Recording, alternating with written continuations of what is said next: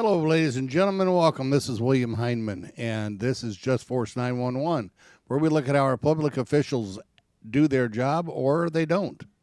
Hey, guys, this is coming to us from Lawrence Police Department. The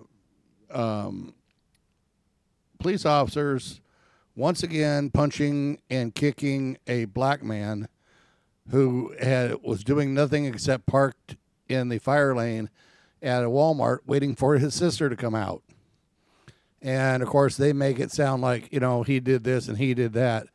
And he was just standing there and, it's just, this is getting out of hand. This is ridiculous. But if you guys would do me a favor, thank you so much for those who have subscribed to my channel. I appreciate it. You guys got me to 2,000. I'm going to keep going with it if I can. Please use the thumbs up, thumbs down, telling me how I'm doing for you guys. Leave me a comment and hit the like and share because it helps my algorithms. So let's get back to this. Hey, guys. Anyway, it's just that this is getting so far out of hand. This is just ridiculous. There is no reason whatsoever that I don't care if you're black, white, red, yellow, it doesn't matter. These police officers need to start being held accountable for their actions. They have qualified immunity. They can do whatever they want, and it's time that they can't. This needs to stop. Anyway, let's check this video out, guys. A viral video showing Lawrence police officers punch a man in a Walmart parking lot is now the center of an investigation and some outrage by many in the community. Police reports say the man instigated that violence, but witnesses we spoke with say the opposite. And tonight, there's a lot of questions about what happened leading up to the moments we see in this video. And, when this goes to court, the cops are going to say, well, who are you going to believe, me or the video, or me or the people who witnessed it? These cops lie all the time, and they get caught at it. They break the law. They think they're a sovereign citizen. I know I have people who say, there's no such thing as a sovereign citizen. Look it up. It's there. Trust me. They just do what they want, and they get away with it because they have qualified immunity. This needs to stop. They need to be start being held accountable. Fox 59's Jenny Dracer breaks down everything we know so far. It's this viral video that's at the center of a police investigation. The video, with more than 100,000 views, shows a portion of the incident where a man, later identified as William Armstrong, is being punched in the head by a Lawrence police officer several times in a Walmart parking lot. We spoke to Armstrong's sister, Anasia Mason, who can be seen in the videos and was inside Walmart at the time. It took longer than I expected, so I knew something was wrong because my older brother didn't come in there to rush me.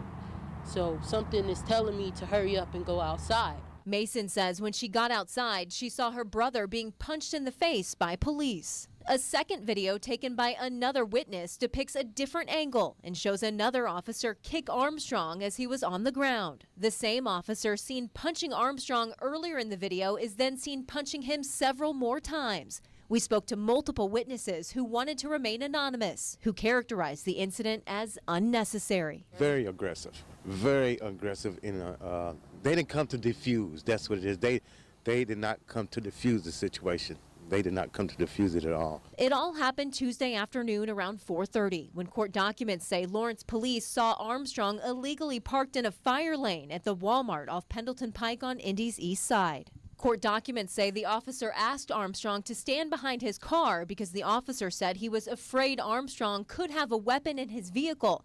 And they say the 38-year-old acted, quote, aggressively. Police say a rifle was later found in the vehicle, but officers did not see it before the arrest. Court documents say Armstrong approached police and refused to put his hands behind his back. The report says Armstrong then began, quote, fighting and resisting. I raised my son to have respect.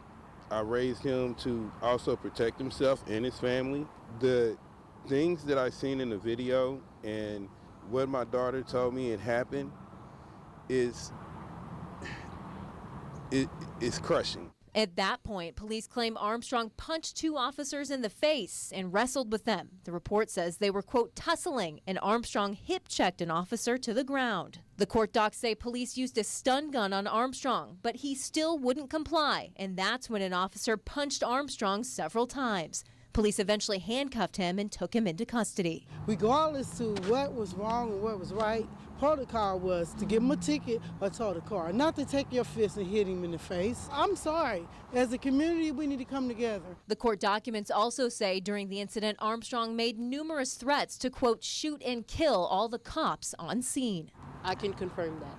He did say those things. I can confirm that. I do not lie.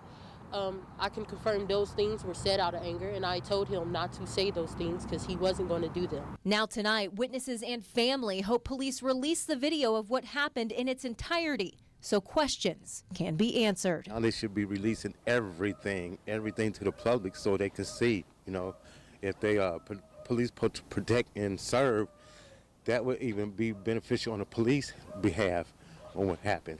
On the east side, Jenny Drasler, Fox 59 News. Now, we have learned from the mayor at least one of the officers involved has been placed on administrative leave. Court documents also show Walmart does have surveillance video of this arrest. We've reached out to Walmart. They referred all of our questions about video to local police.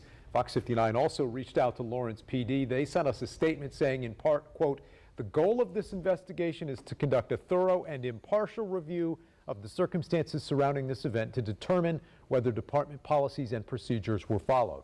The community's trust, they say, is of utmost importance, and they remain dedicated to upholding the highest standards of professionalism and integrity. Meanwhile, Lawrence Mayor Deb Whitfield is also weighing in this evening, sending us a statement as well, saying in part, quote, our city prioritizes the safety and well-being of those who engage with local law enforcement. We take these matters very seriously and are working with Lawrence Police Chief Curtis Bigsby to conduct a thorough investigation.